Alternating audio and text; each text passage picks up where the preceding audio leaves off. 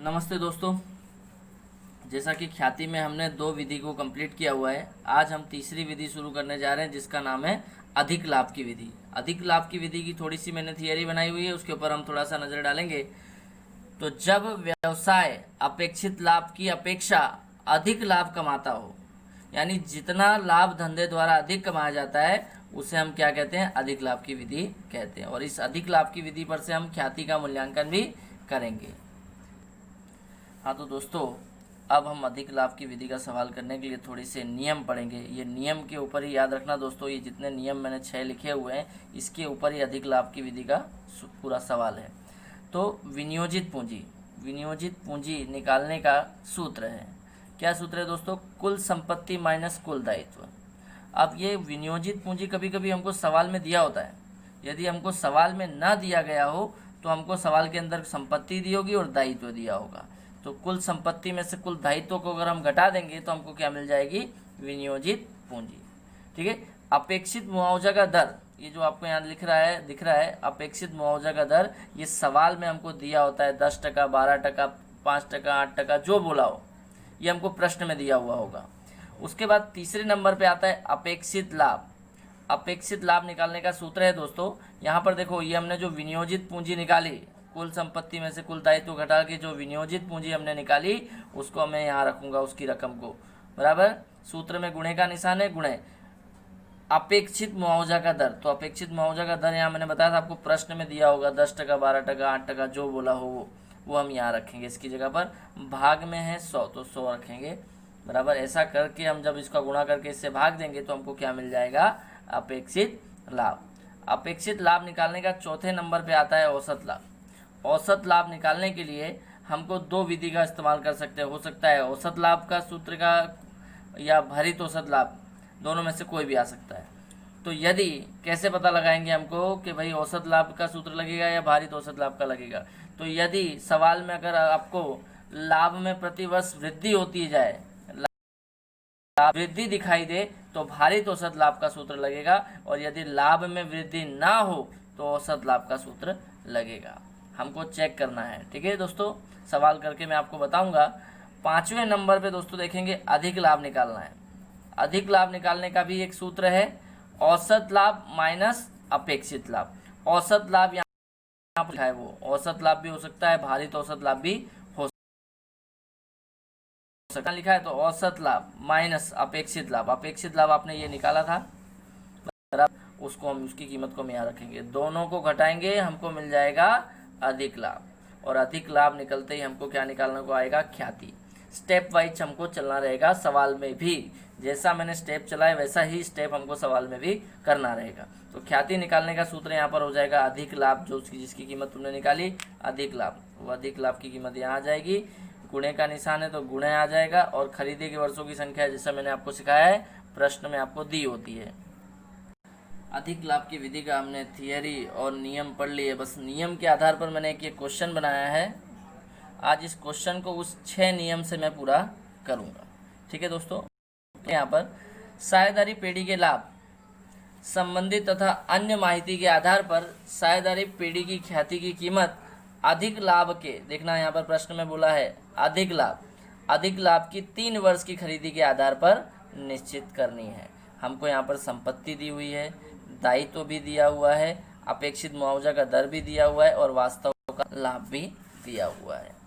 अब हमको इसमें चेक करने का, लाभ जो है क्या हो रहा है? बढ़ रहा है प्रतिवर्ष, तो भारित औसत लाभ की विधि से ज्ञात करेंगे। और लाभ प्रतिवर्ष लेकिन यहाँ पर बढ़ नहीं रहा है, देखो यहाँ बढ़ा है तो यहाँ घटा है, यानी यहाँ पर औसत लाभ निकालेंगे। यानी हमको पहले क्या क्या दिया हुआ है? संपत्ति दी है, दायित्व दिया है। ठीक है, तो हमको क्या निकालना पड़ेगा? विनियोजित पूंजी। सबसे पहला स्टेप अपना क्या था? विनियोजित पूंजी। तो ये था हमारा सवाल हो गया। तो मैं यहाँ पर इसका आंसर निकालने जा रहा हूँ, आप लोग यहाँ पर देख सकते हैं। पहले स्टेप पर हमारा क्या था? विनियोजित पूंजी थी, तो मैं पहले स्टेप पर विनियोजित पूंजी निकालूंगा। और विनियोजित पूंजी का सूत्र मैंने आपको बताया था, कुल संपत्ति माइनस कुल दायित्व। कुल संपत्ति माइनस कुल दायित्व। तो कुल संपत्ति हमारी कितनी है? तो वहाँ पर देखेंगे कुल संपत्ति हमको दी थी प्रश्न में 12 लाख। प्रश्न में हमको संपत्तियाँ टोटल कितनी दी है? 12 लाख। माइनस का निशान माइनस। कुल दायित्व कितना है, तो दायित्व हमको प्रश्न में दिया है 4 लाख। ठीक है, कुल संपत्ति देखो 12 लाख है, कुल दायित्व 4 लाख है। तो कुल संपत्ति में से कुल दायित्व को हम घटाएंगे, कुल संपत्ति में से कुल दायित्व को घटाएंगे तो हमारे पास में क्या आ गई, विनियोजित पूंजी, जो हम यहाँ रकम में लिखेंगे। इसको एक कोष्टक में हम बनाएंगे तो यहाँ पर आएगा क्रम, यहाँ पर विवरण और यहाँ पर रकम, जिससे अच्छा लगे। अब कुल संपत्ति में से कुल दायित्व घटाकर पहला स्टेप हमने पूरा किया विनियोजित पूंजी का। विनियोजित पूंजी हमको मिल गई। अब विनियोजित पूंजी के बाद में दूसरा स्टेप हमको अपेक्षित मुआवजा का दर था, जो हमको प्रश्न में दिया गया है। ठीक है, मैंने आपको बताया था, ये दिया हुआ है, देखिए आप, अपेक्षित मुआवजा का दर 10%। ठीक है, तो इसको भी हम यहाँ पर रख देंगे, अपेक्षित मुआवजा का दर देखो यहाँ पर 10%। ठीक है, तीसरे नंबर पे हमने आपको बताया था अपेक्षित लाभ निकालना। अपेक्षित लाभ निकालने का सूत्र मैंने आपको बताया था। ठीक है, विनियोजित पूंजी गुणे अपेक्षित मुआवजा का दर। ठीक है, बट्टे 100 करेंगे तो भी बात एक ही बनेगी, परसेंटेज निकालेंगे। विनियोजित पूंजी दोस्तों हमने कितनी निकाली थी, देखो ये निकाली है विनियोजित पूंजी 8 लाख, तो इसकी जगह पर विनियोजित पूंजी की जगह पर रखा 8 लाख। गुणे का निशान है गुणे। अपेक्षित मुआवजा का दर, अपेक्षित मुआवजा का दर दोस्तों यहाँ पर देखोगे तो आप 10 दिया हुआ है, अपेक्षित मुआवजा का दर यहाँ पर 10% दिया हुआ है, तो 10%। तो ये 8 लाख का 10% निकालूंगा तो 80,000 मेरा क्या आ गया, अपेक्षित लाभ। ठीक है दोस्तों, चौथा स्टेप में मेरे को क्या निकालना था, अब ये औसत लाभ निकलेगा, मैंने बताया था औसत लाभ निकलेगा या भारित औसत लाभ निकलेगा। तो अब यहाँ पर आप चेक कर सकते हो कि लाभ में क्या हो रहा है, घटबड़ हो रही है। तो जब लाभ में घटबड़ हो रही है तो क्या निकालेंगे, औसत लाभ निकलता है। अगर लाभ सतत बढ़ता हो तो भारित औसत लाभ निकलता है, और लाभ में घटबड़ हो रही हो तो औसत लाभ निकलता है। तो यहाँ पर मैं निकालूंगा औसत लाभ। औसत लाभ के लिए मुझे 3 वर्ष दिए हुए हैं, वो तीनों वर्ष मैंने यहाँ लिखे हुए हैं, 2014, 15, 15, 16, 16, 17, और इनके लाभ दिए हैं 1,30,000, 1,10,000, 1,20,000। इनका टोटल मारा 3,60,000 आ रहा है। औसत लाभ का सूत्र आपको बताइए, कुल लाभ बटे में कुल वर्षों की संख्या।